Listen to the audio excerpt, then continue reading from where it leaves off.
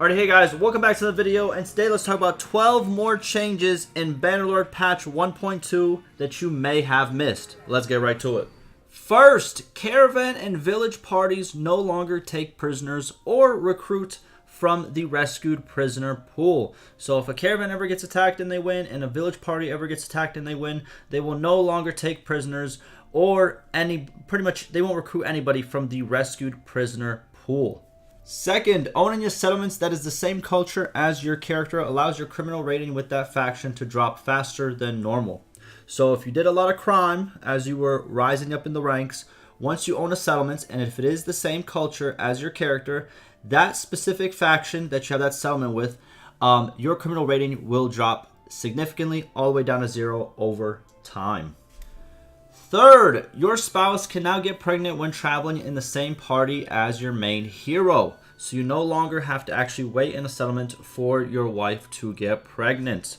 So now, if you're just traveling, you can have a lot more kids. You don't have to wait, and it will just happen over time, thus resulting in more kids. And this also works for AI in the same way. Fourth, kind of a downgrade, but workshops can now only be purchased directly from notables. You can't go to the shop worker and purchase the workshop, which kind of makes sense because usually you can't go up to, somebody who works in a restaurant and be like, hey, let me buy this restaurant. You kind of have to go to like the owner, to get that process started if you're actually interested.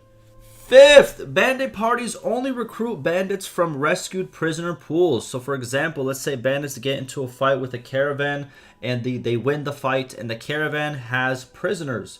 Now, the bandits will only recruit back the bandit prisoners. If they are regular troops, they will not recruit them. Sixth, primary colors of clans that left their factions often use colors that resemble the Empire faction color, kind of like a bluish, dark purple.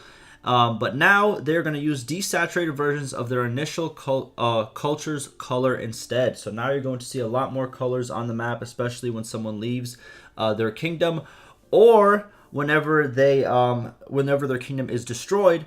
You will see a lot of different colors for independent clans. Seventh, there is now a 36-hour cooldown in-game before a hideout can become infested again. Infested means pretty much respawn.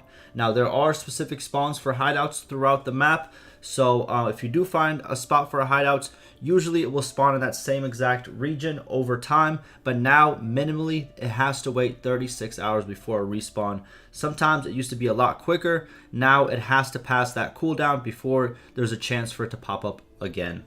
Eighth, imprisoned heroes can no longer give issue quests. So pretty much if a hero is imprisoned as a noble, they can no longer give you quests. If you go and talk to them inside of the dungeon, they can't do that for you. And also, I'm pretty sure inside of a party, whenever you talk to them, they can no longer give you quests.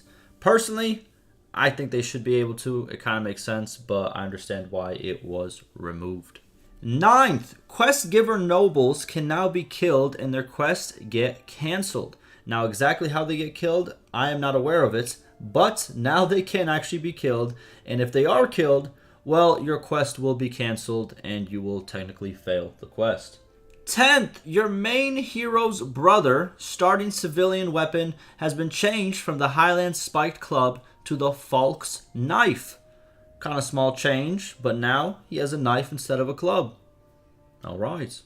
11th, garrison parties only recruit non-bandit troops from rescued prisoner pools. So whenever a garrison, let's say, gets attacked by a siege, a sieging force, if they win, they will only recruit non-bandit troops, regular troops. If there are bandits in that prisoner pool that they can rescue, they won't touch them. They will continue to be prisoners of technically nobody. 12th, bandit parties that ambush caravans are now always called raiders on the encounter menu. So we saw something similar to this whenever you do the escort merchant caravan mission.